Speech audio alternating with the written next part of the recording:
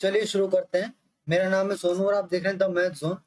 जो आज का जो टेस्ट है हमारा वो एनटीपीसी का ही है, ठीक है, मैथ का है और इसमें 30 क्वेश्चंस होंगे। तो चलिए शुरू करते हैं पहले क्वेश्चन से। पहला क्वेश्चन है आपके सामने। A rhombus has one of its diagonal 65% of the other. A square is drawn using the longer diagonal as side. What will be the ratio of the area of the rhombus to that of the square? एक सम चतुर्भुज का एक विकर्ण दूसरे का 65% है। लंबे विकर्ण को भुजा के रूप में उपयोग करके एक वर्ग बनाया जाता है। समचतुर्भुज के क्षेत्रफल और वर्ग के क्षेत्रफल का अनुपात क्या होगा? तो एक रोम्बस क्या होता है? ये होता है रोम्बस और ये होता है स्क्वायर। तो इस रोम्बस की डायगोनल, अगर एक डायगोनल 100 है तो दूसरा डायगोनल 65 है और इस 100 ये स्क्वायर की साइड है 100, तो इसका एरिया हो गया हमारे पास 100 इंटू 100 रेशो। इसका एरिया हो गया हमारे पास 1/2 इंटू 100 इंटू 65। ठीक है, रोम्बस का एरिया फॉर्मूला क्या होता है? Half product of diagonal d1 into d2 और ये तो स्क्वायर होता ही है, 2 0 से 2 0। ठीक है, ये हो जाएगा 65 रेशो 200 यानी 40 13 13 रेशो 14। Next question, simplify. देखो यहाँ सिंप्लीफाई करेंगे हम इसको तो ये तो कट जाएगा 5 से, यहाँ पर 5 आया। ठीक है, अब आप ये देखो यहीं से काट दिया करो बिना लिखे। ठीक है, लास्ट में जो बचेगा ना वो लिखा करो जिससे कि वो सिंप्लीफिकेशन ज्यादा अच्छे से हो जाएगा। ठीक है, अब हम करते हैं इन दोनों को। 21/5। ठीक है, इसको करते हैं, ये हो जाएगा हमारे पास, सॉरी, प्लस 7/10 माइनस 5/2। इसको सोल्व करेंगे तो वैल्यू आएगी हमारे पास 10। एलसीएम ले लेंगे, यहाँ पर आया हमारे पास 67 minus 57 is equal to 1। Next question, a number is first decreased by 20% and then increased by 15%. The number so obtained is 64 less than original number. The original number is, एक संख्या में पहले 20% की कमी की जाती है और फिर 15% की वृद्धि की जाती है। इस प्रकार पर्याप्त संख्या मूल संख्या से 64 कम है, मूल संख्या ज्ञात कीजिए। नंबर यानी एक नंबर है, वो पहले 20% डिक्रीज किया जाता है, फिर 15% इंक्रीज किया जाता है और जो नंबर है वो 64 कम है ओरिजिनल नंबर से। ठीक है, अब इसकी वैल्यू निकाल लेंगे। यहाँ पर ये I value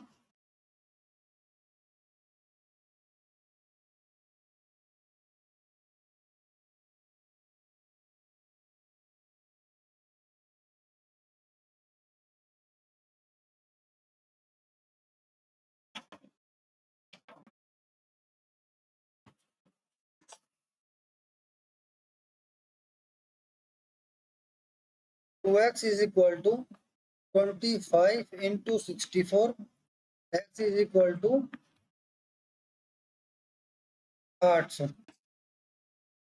next question, Ram Kumar bought 2 LED TV set for at 41,000 by selling one at a profit of 20% and the other at a loss of 15%. He found that the selling price of both the TV sets are the same. Find his overall gain or loss. Ram Kumar ने 41,000 रुपए में 2 LED TV set खरीदे, एक को 20% के लाभ पर और दूसरे को 15% की हानि पर बेचने पर उसने पाया कि दोनों टीवी सेटों का विक्रय मूल्य समान है। उसका समग्र लाभ या हानि ज्ञात कीजिए। तो देखो, जो राम ने 41,000 में 2 टीवी खरीदी, इसका मतलब ये हुआ एक टीवी की वैल्यू एक्स है और दूसरे टीवी की 41,000 माइनस एक्स। ठीक है, ये 2 टीवी हो गए। अब जो एक टीवी है उसने एलईडी टीवी वो 20% प्रॉफिट के साथ बेचा, यानी एक टीवी जो है वो 120% के हिसाब से बेचा, और दूसरा टीवी कितने परसेंट के हिसाब से बेचा, 15% के लॉस पर, यानी 85% पर बेचा। और ये जो दोनों है वो इक्वल टू हैं, क्यों है, क्योंकि इसने कहा है कि सेलिंग प्राइस जो है वो both TV are the same. ठीक है, तो यहाँ पर एक्स की वैल्यू निकल जाएगी। एक्स की वैल्यू क्या निकली हमारे पास, इससे कट जाएगा, यहाँ पर आएगा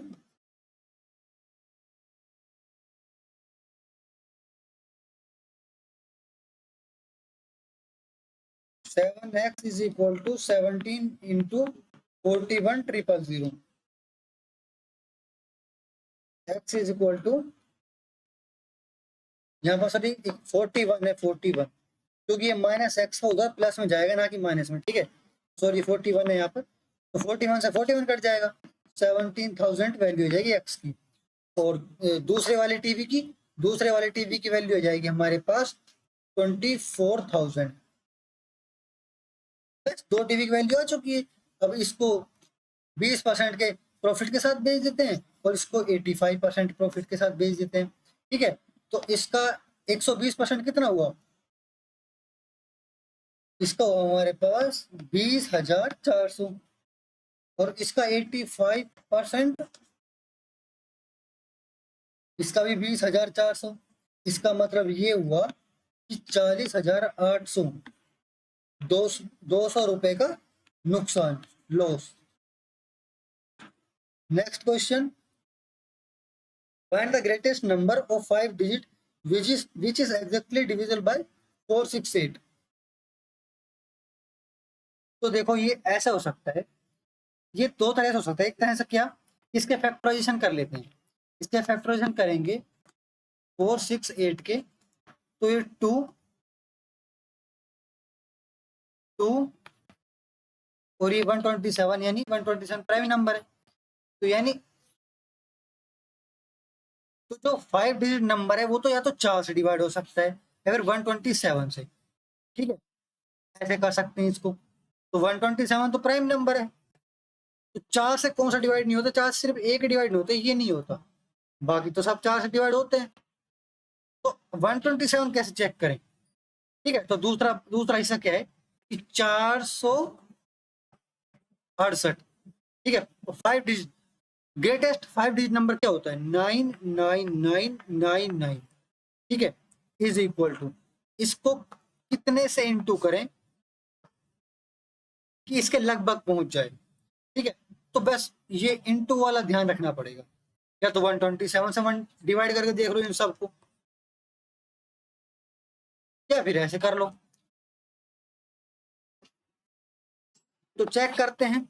तो देखो अगर मैं इसको 200 से इंटू करूँ ना इसको, तो ये चला जाएगा यहाँ तक, लगभग चला जाएगा, इसके करीब पहुंच जाएगा।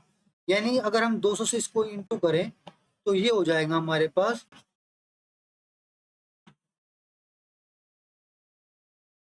93600, यहाँ तक तो ये पहुंच गया। ठीक है, तो अभी तो ये 99,000 तक पहुंचाना है इसको, तो इसको 10 से और इंटू करके देख लेते हैं। ठीक है, 210 से कर लें, 3 से जाएगा ये लास्ट, यानी एक बार 213 से करके देखते हैं।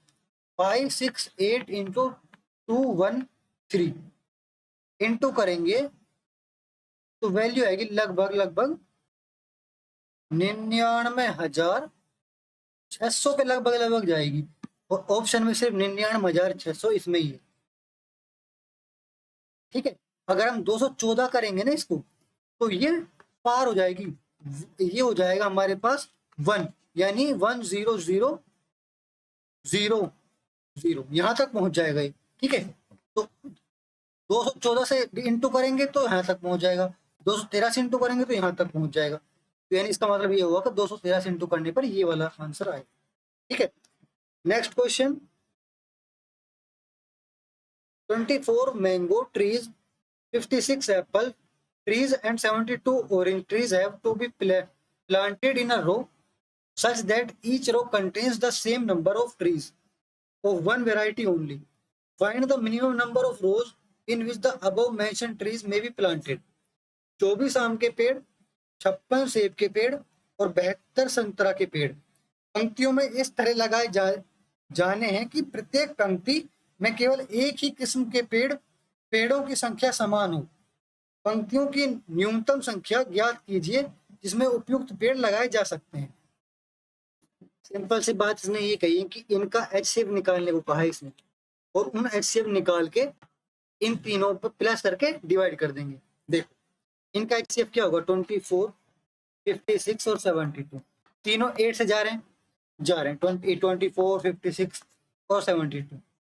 सबसे बड़ा 8 ही, ना 9 से जा रहे ना 11 से जा रहे, नहीं जाएंगे, 8 से जाएगा तीनों। ठीक है, इन तीनों को प्लस करेंगे, कितना हुआ 152, और 152 को अगर 8 से डिवाइड करेंगे तो value I 19।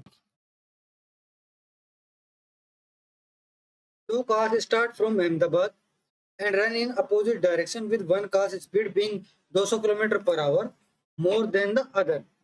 If they are 4,500 km apart after 9 hours, then the sum of the speed of both the car is।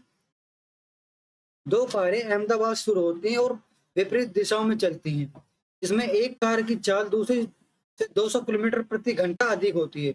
यदि वे 9 घंटे के बाद 4500 किलोमीटर दूर हैं तो दोनों कारों की चाल का योग है। तो देखो दो कार यहाँ पर है, ठीक है, एक कार इधर की साइड चली, एक कार इधर की साइड चली, ठीक है, कितने घंटे में, 9 घंटे में। अपोजिट चलेंगी तो स्पीड का प्लस होगा, ठीक है। तो जब स्पीड की प्लस होगी तो मान लेते हैं एक की स्पीड x है तो दूसरे की स्पीड 200 + x है, ठीक है, कितना हुआ 4500। तो यानी 18x = ये हो गया हमारे पास 200 to 2700, x = 150। Next question, the captain of a cricket team of 11 members is 35-year old and the wicket keeper is 5 year older than the captain. If the ages of these two are excluded, the average age of the remaining player is 3 years less than the average age of the whole team. What is the average age of the whole team? 11 सदस्यों वाली एक cricket team का कप्तान 35 वर्ष का है और wicket keeper कप्तान से 5 वर्ष बड़ा है। यदि इन दोनों की आयु को हटा दिया जाए तब शेष खिलाड़ियों की औसत आयु पूरी टीम की औसत आयु से 3 वर्ष कम है। पूरी टीम की औसत आयु क्या है, देखो 11 सदस्य हैं, उसमें से कैप्टन और विकेट कीपर। कैप्टन की एज है 35 और विकेट कीपर की एज है 40, ठीक है। यदि इन दोनों की आयु को हटा दिया जाए यानी मिलाकर कितने हो 75, अगर 75 को हटा दिया जाए तब शेष खिलाड़ियों की औसत आयु, कितने खिलाड़ी बचे 9 खिलाड़ी बचे, ठीक है। तो 9 शेष खिलाड़ियों की औसत आयु पूरी टीम की औसत आयु से 3 वर्ष कम है। तो इसका मतलब ये हुआ कि जो टोटल टीम है ना उसकी जो एवरेज है वो x मान लेते हैं, ठीक है। तो जो शेष खिलाड़ी यानी 9x जो 9 खिलाड़ी बचे ना उनकी एवरेज क्या हुई x - 3, ठीक है। तो 9 खिलाड़ियों का टोटल एज कितनी हुई 9x - 27, ये टोटल एज हो गई 9 खिलाड़ी की, ठीक है। और अगर 11x में यानी टोटल एज खिलाड़ियों में से अगर 75 माइनस कर दें तो ये दोनों इक्वल टू हो जाएंगे, ठीक है। यही तो कह रहा है, यहाँ पर मैं 9 खिलाड़ियों की एज लिया है, यहाँ पर भी 9 खिलाड़ियों की एज लिया है, x की वैल्यू निकल जाएगी। x की वैल्यू है हमारे पास 2x = 48, x = 24। Next question, find the rate of interest for a sum that becomes 14641 upon 10,000 times of itself in 4 years compounded annually। एक राशि के लिए ब्याज की दर ज्ञात कीजिए जो 4 वर्षों में चक्रवृद्धि ब्याज पर वार्षिक रूप से संयोजित होकर स्वयं का 14641 अपॉन 10,000 गुना हो जाती है। मान लेते हैं वो P है, मतलब जो राशि है वो P है। P इंटू में 1 प्लस R अपॉन 100 की power 4 is equal to 14641 upon 10,000। ठीक है, और यहां पर भी होगा P, क्योंकि इसका गुना होगी, देखो गुना हो जाती है, इतना इतना नहीं होती, इसके गुना हो जाती है, इनटू गुना, मल्टीप्लिकेशन, इससे कट जाएगा ये। ठीक है, अब देखो ये किसकी किसकी पावर 4 हो सकती है, मतलब x की पावर 4 है ये। ठीक है, तो ये क्या होगी, अगर हम इसका फैक्टराइजेशन करें तो ये होती है हमारे पास, यहां पर देखो 1 है, इससे अंदाजा लगा सकते हैं कि अगर हम 11 इंटू 11 इंटू 11 इंटू 11 करें तो 121 इंटू 121 14641, यानी 11 की पावर 4 है। ठीक है, और ये भी किसकी पावर है, 10 की पावर 4। तो देखो, और ये 4 और ये 4 हट जाएंगे ना, तो 1 plus R upon 100 is equal to हो जाएगा 11 अपॉन 10, माइनस 1 करेंगे, R upon 100 is equal to 1 upon 10, तो R की वैल्यू है हमारे पास 10%। Next question, find the sum of the numbers between 400 and 500 such that when 8, 12 and 16 divide them, it leaves 5 as a remainder in each case। 400 और 500 के बीच की संख्या का योग ज्ञात कीजिए कि जब 8, 12 और 16 उन्हें विभाजित करते हैं तो प्रत्येक स्थिति में 5 शेष बचता है। तो सबसे हम पहले ये जानेंगे कि ये तीनों, इसके बीच में से ऐसी कौन सी संख्या है जिससे डिवाइड हो रहे हैं 5 का शेषफल बचा के। तो सबसे पहले इसका एलसीएम निकालेंगे, 8, 12 और 16 का एलसीएम आएगा हमारे पास 48। यानी 48 जो है ना उसके मल्टीप्लिकेशन में ही आएंगे, तो 48 इंटू के प्लस 5। ठीक है, ये होगा। अब के की वैल्यू क्या होनी चाहिए, के की वैल्यू अगर हम देखो 8 करेंगे तो ये लगभग 400 से कम जाएगा, 400 से। 9 करेंगे तो इसको 9 की वैल्यू क्या होगी हमारे पास, ये हो जाएगा हमारे पास 2, 7, 43 प्लस 5 यानी 437 पहली वैल्यू, और 10 से इंटू करेंगे तो हो जाएगा हमारे पास 485। ठीक है, तो 485 plus 437 is equal to 2।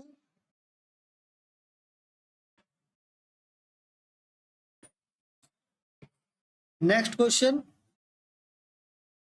by selling a car of rate 1,20,000, David makes a profit of 20%. What will be the selling price of the car if he sells it at 30% profit?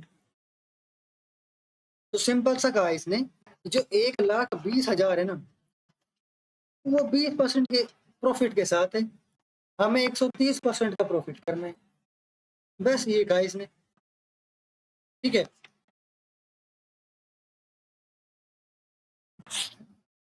Next question, if a plus b plus c is equal to 14, ab plus bc plus ca is equal to 47, abc 15, find the value of a cube plus b cube plus c cube। तो देखो a cube plus b cube plus c cube minus 3abc 45 is equal to क्या होता है हमारे पास, a plus b plus c into में a square plus b square plus c square minus a b plus b c plus c a, ये होती है identity पूरी। यहाँ पर ये 3abc है, तो सोल्व कर दो, इसकी वैल्यू क्या होगी हमारे पास, abc की वैल्यू 14। ठीक है, a square b square plus c square की वैल्यू कहाँ से निकालें? A square plus b square plus c square की आइडेंटिटी होती है हमारे पास a plus b plus c का whole square minus 2ab plus b c plus c a. इसकी वैल्यू निकाल लेंगे। 196 माइनस 47 इंटू 2, ये हो जाएगा हमारे पास 94। कितना है हमारे पास? 102। इसकी वैल्यू है हमारे पास 102, यानी 102 माइनस 47 प्लस 45। ठीक है, वैल्यू आई हमारे पास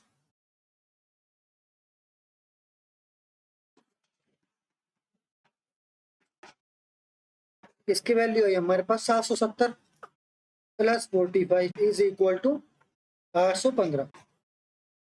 next question, find the value of tan 15 degree plus cot 15 degree. तो देखो, इसको साइन और कोस में चेंज करना पड़ेगा। ठीक है, तो देखते पता चल गया था tan और cot साइन कोस में चेंज होगा। कर दो, साइन 15 कोस 15 कोस 15 साइन 15। सोल्व करेंगे, सोल्व किया, कोस 15 साइन 15, ये हो जाएगा हमारे पास 1। 1 क्यों लिखा? क्योंकि देखो, कोस से कोस हट जाएगा, साइन से इंटू होगा, ये स्क्वायर बन जाएगा, ये भी स्क्वायर बन जाएगा। तो sine square theta plus cos square theta 1 ही तो होता है। ठीक है, तो 1। अब देखो, जब आपके कभी भी देखो, जब आपके सामने ऐसी वैल्यू हो जाए ना, साइन 75 डिग्री 45 कोस 45 डिग्री, तो ना आप एक काम करना, दोनों ऊपर नीचे से 2 से इंटू कर देना। ठीक है, ऐसे क्वेश्चन आते हैं, सीजीएल में भी आते हैं, एसएससी में आते हैं ऐसे क्वेश्चन कि 2 से इंटू कर देना। फिर क्या होगा, ये 2 तो एज इट इज यहीं पर रहेगा। ठीक है, अब 2 से ऊपर नीचे डिवाइड इंटू करेंगे तो कुछ फायदा, मतलब कुछ असर तो पड़ेगा नहीं इक्वेशन के। और नीचे क्या बन जाएगा, 2 साइन ए कोस ए। और जब 2 साइन ए कोस ए बनेगा तो साइन 2 थीटा की आइडेंटिटी लगेगी, और साइन 2 थीटा क्या बन जाएगा, साइन 30 डिग्री।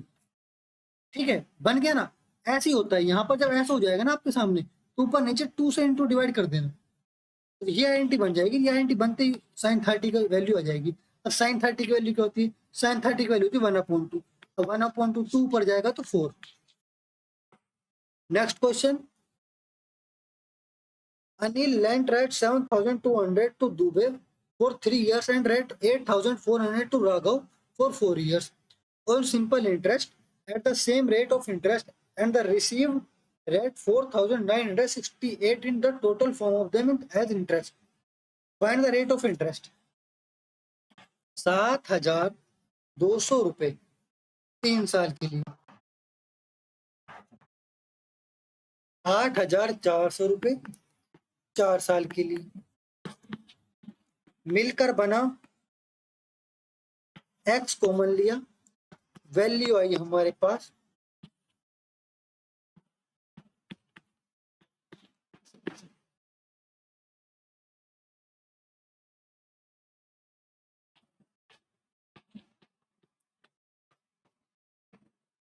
एक्स की वैल्यू आई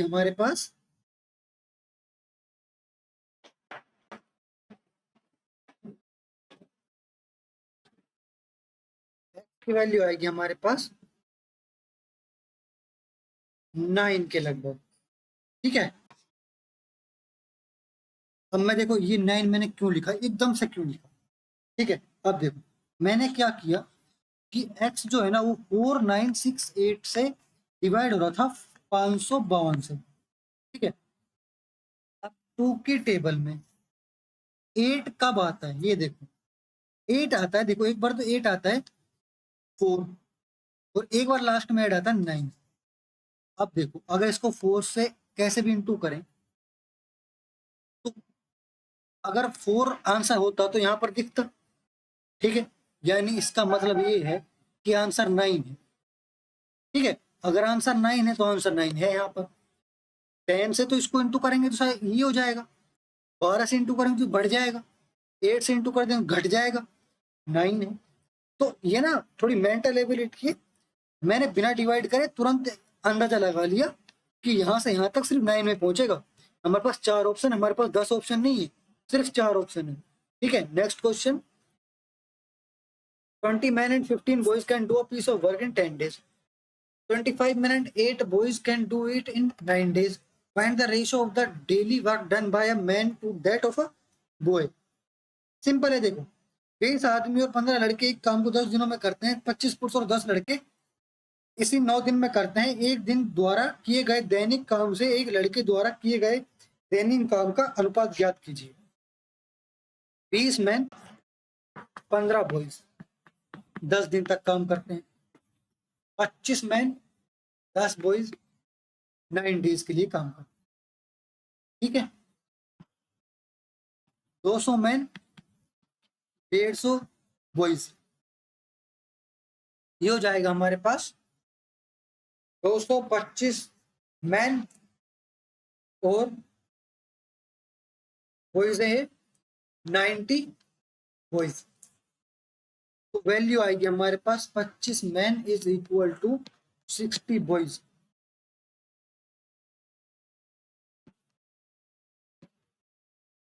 यानी 12/5,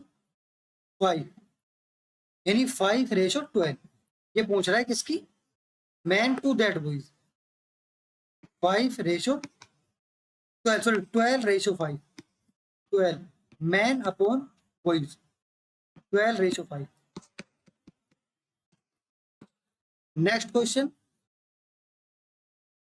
if x plus x inverse is equal to 7, x plus 1/x is equal to 7, x cube plus 1/x cube क्या होगा? क्यूब कर देंगे, a cube plus b cube plus 3ab a plus b।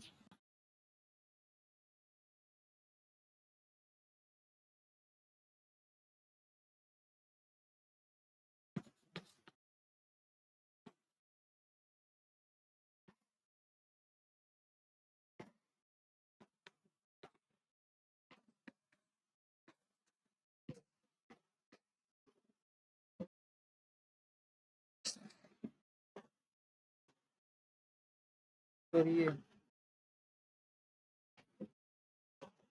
Next question.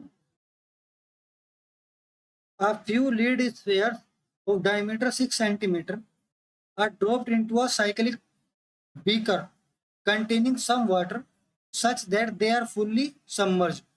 If the diameter of the beaker is 9 centimeter and the water level has rises by 32 centimeter, find the number of lead spheres dropped into the speaker. शीशे के 6 centimetre व्यास के कुछ गोले एक बेलनाकार beaker में गिराए जाते हैं जिसमें कुछ पानी होता है, बाकी वे पूर्णतः डूब जाएं। यदि बीकर का व्यास 9 सेंटीमीटर और जल स्तर 32 सेंटीमीटर बढ़ गया है तो बीकर में गिराए गए शीशे के गोलों की संख्या ज्ञात कीजिए। देखो इसका मतलब देखो क्या होगा, एक स्फीयर है, बहुत सारी स्फीयर है और एक बड़ी सी टंकी है सिलेंडर टाइप में, वो एक कव्वे वाली कहानी बन जाएगी। इसमें पानी भरा है इतना, ठीक है, इसकी रेडियस है कितनी, 4.5, ठीक है। अब जब इनको इसमें गोले में गिरेंगे ना तो पानी ऊपर आएगा, तो 32 सेंटीमीटर पानी ऊपर आ गया। तो अब ये ध्यान रखो कि जो 32 सेंटीमीटर पानी ऊपर आया ना, इसका वॉल्यूम इनके वॉल्यूम के बराबर होगा। सही बात है, क्योंकि इनका वॉल्यूम जो इसमें गया है तभी तो ये 32 सेंटीमीटर ऊपर हुआ है। इसका मतलब ये हुआ कि ऐसे कितने गोले, एक्स गोले ही पूछा है कि ऐसे कितने गोले इसमें गिरे होंगे कि ये इसका वॉल्यूम यहाँ से यहाँ चला गया। तो इनके वॉल्यूम इज इक्वल टू इसका वॉल्यूम, बराबर। सही बात है, तो ऐसे कितने गोले, अब इसका वॉल्यूम क्या होता है 4/3 पाई आर क्यूब यानी 3 × 3 × 3 is equal to pi R square H, pi R square यानी 4.5 इंटू 4.5 इंटू हाइट 32 सेंटीमीटर। ठीक है, पाई से पाई, 3 से 3। ठीक है,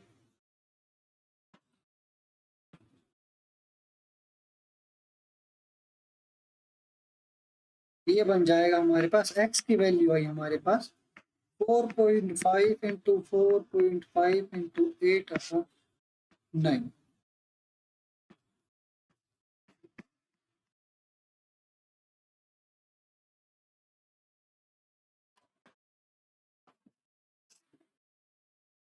ठीक है, नेक्स्ट क्वेश्चन देखते हैं। Find the smallest number by which 35,280 must be divided so that the quotient is a perfect square. वह छोटी से छोटी संख्या ज्ञात कीजिए जिससे 35,280 को भाग दिया जाए तो भागफल एक पूर्ण वर्ग हो। तो देखो, सब कुछ भूल जाओ, हमारे पास ये 4 ऑप्शन है। अब ये तो 4 ऑप्शन नहीं होते तो जब भी होता है क्वेश्चन तो 4 ऑप्शन से आसान है, देख लो करके, छोटी छोटी करके देख लो एक बार। ठीक है, अगर क्या ये पहली बात तो देखो 3 से डिवाइड है या नहीं है। ठीक है, 5 से है, 4 से है, 7 से देख लो और 3 से देख लो, तो 7 और 3 से भी है, कर दे तो डिवाइड। 7 से डिवाइड करेंगे इसको तो पहला 7 वाला आया हमारे पास 5040। 3 से करेंगे तो 3 से आया हमारे पास 11760। 5 से आया हमारे पास 7056। 4 से आया हमारे पास 8820। अब इतना देखना है कि इसमें से परफेक्ट स्क्वायर कौन सा है। परफेक्ट स्क्वायर ये भी नहीं है, क्यों नहीं है? अब देखो, यहाँ से अगर हम डिवाइड करेंगे यानी फैक्टराइजेशन करेंगे परफेक्ट स्क्वायर निकालने के लिए, तो 5 से जाएगा, फिर उसके बाद 2 से जाएगा, फिर 5 से जाएगा, तो यहाँ पर कहीं ना कहीं वो बनेगा हमारे पास लास्ट में 8। फिर 2 से जाएगा, लास्ट में 4, 2 से 2, 2 से 1। ठीक है, तो ये ध्यान रखना कि यहाँ पर 5 जब भी बच गया, ठीक है, तो ये भी नहीं होगा, ये भी नहीं होगा, ये जिसको निकालेंगे ये हो सकता है। देखो, ठीक है, ये हो जाएगा हमारे पास, हाँ ये है 84 का स्क्वायर है। ठीक है, तो यानी ये आंसर है हमारे पास। Next question, the sum of two numbers is 288 and their HCF is 16। How many pairs of such numbers can be formed. दो संख्याओं का योग 288 है और उनका महत्तम समापवर्ग 16 है, ऐसी संख्याओं के कितने जोड़े बन सकते हैं? तो देखो, एचसीएफ दो नंबर मान लेते हैं, दो नंबर अगर एक्स वाई है, ठीक है, तो नहीं, दो नंबर एक्स वाई नहीं मानते, दोनों अगर वो एचसीएफ है ना तो 16x plus 16y is equal to 288 है। ये देखो, इसने क्या है, the sum of two numbers is 28 and their HCF is 16। ठीक है, तो एक्स वाई के जोड़ बनाने हैं हमें। ठीक है, तो 16x plus Y is equal to 288। अब x plus Y is equal to 18। ठीक है, तो यानी ऐसे जोड़े बनानी है जो 18 दोनों प्लस करने पर 18 हो जाए। ठीक है, और 16 इंटू करने पर 28 हो जाए। ठीक है, तो यानी 117 से पहले तो ये रहा। दूसरा दूसरा रहेगा हमारे पास 3 और 15, और तीसरा 7 और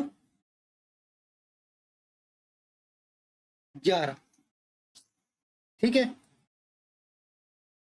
3 पेयर बनेंगे। नेक्स्ट क्वेश्चन,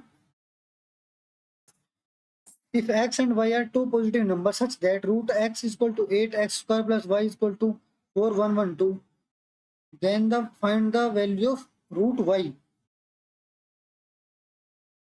रख दो यार, इसमें रखेंगे x, रूट x की वैल्यू 8, तो यानी x स्क्वायर, तो इसका मतलब ये हुआ कि इसमें से पहले तो इसका स्क्वायर करेंगे, तो x की वैल्यू आएगी 64, फिर इसका स्क्वायर करेंगे, तो ये बन गया y is equal to 4112 minus 64 का स्क्वायर, और फिर इसका रूट निकालना है तो इसको रूट में चलेंगे। ठीक है, इसको सोल्व करना है, इसकी वैल्यू 64 का स्क्वायर क्या होगा हमारे पास, 609 और 4 माइनस 4112, तो रूट वाई की वैल्यू आएगी हमारे पास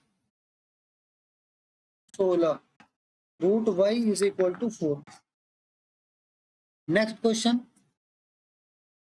the average weight of P Q R is 58, if the average weight of PQ is 54, that Q and R is 48 kg, then the weight of Q is PQR, यानी P plus Q plus R is equal to हो जाएगा हमारे पास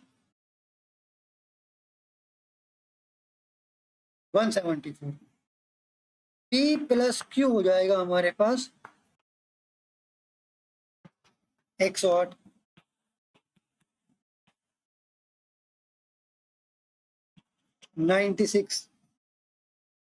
ठीक है, हमें निकालना है then the weight of Q, Q का वेट निकालना है हमें, तो अगर इन दोनों को प्लस करके इसको माइनस कर देंगे क्यू बच जाएगा, P plus Q plus R minus P plus Q plus R, क्या बचा, पी से पी गया, क्यू से ये एक क्यू गया, आर से ये आर गया, बचा क्या क्यू, इन दोनों को प्लस करेंगे वैल्यू आई हमारे पास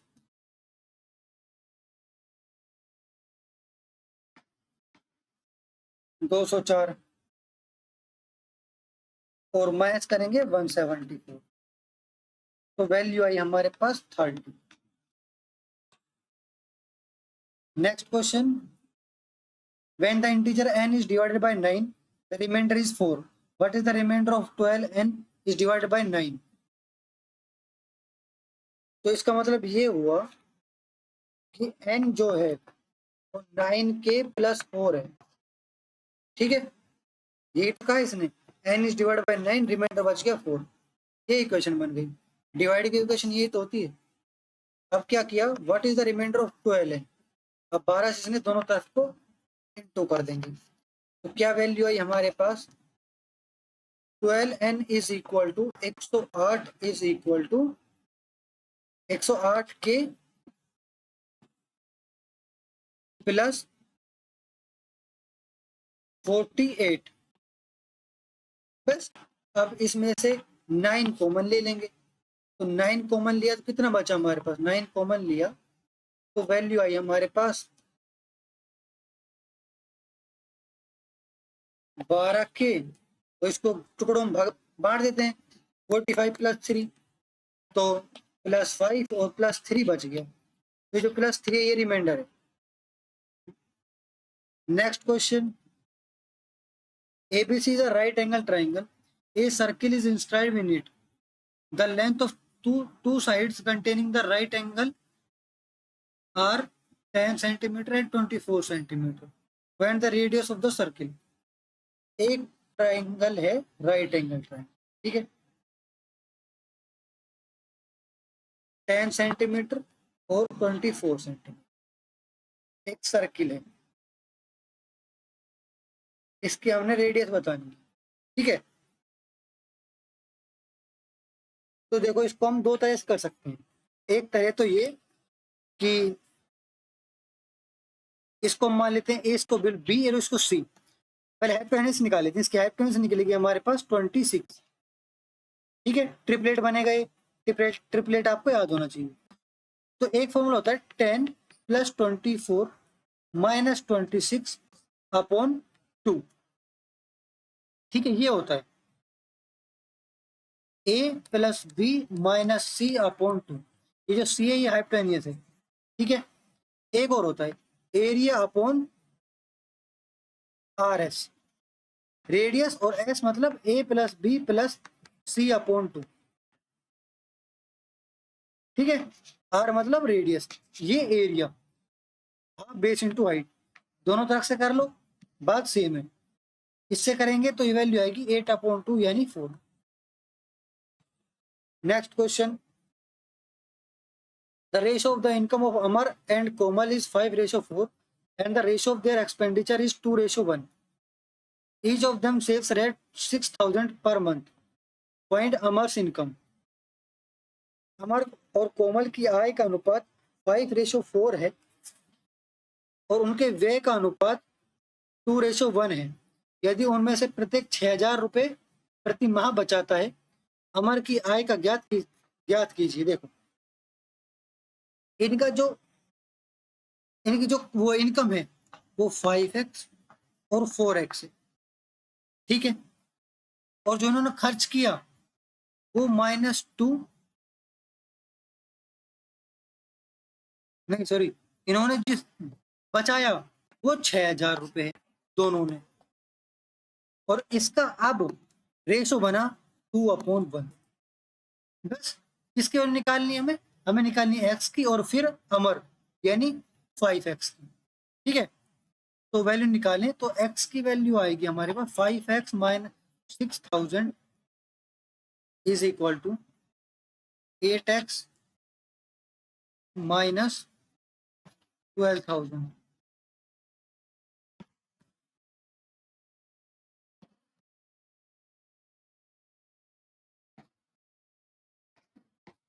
10,000 रुपये। ठीक है, next question, what is the ratio of the pass percentage of boys and of school B to the pass percent of boys of school C. School B के लड़कों और उत्तीर्ण प्रतिशत और स्कूल सी के लड़कों के उत्तीर्ण प्रतिशत का अनुपात क्या है। तो देखो क्या पूछा इतने, what is the ratio of pass percentage. School B का पास परसेंटेज कितना है 32।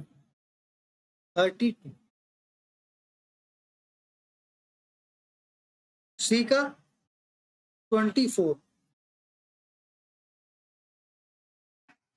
कितना हुआ हमारे पास रेशियो में,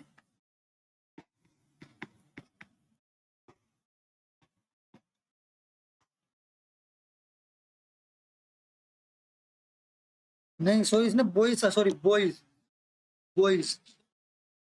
तो बॉयज का 3/5 यानी ये हो जाएगा हमारे पास 32/8 इंटू 3 यानी 12, और सी 24/3 इंटू 1 यानी 8, यानी 3/2। Thank you.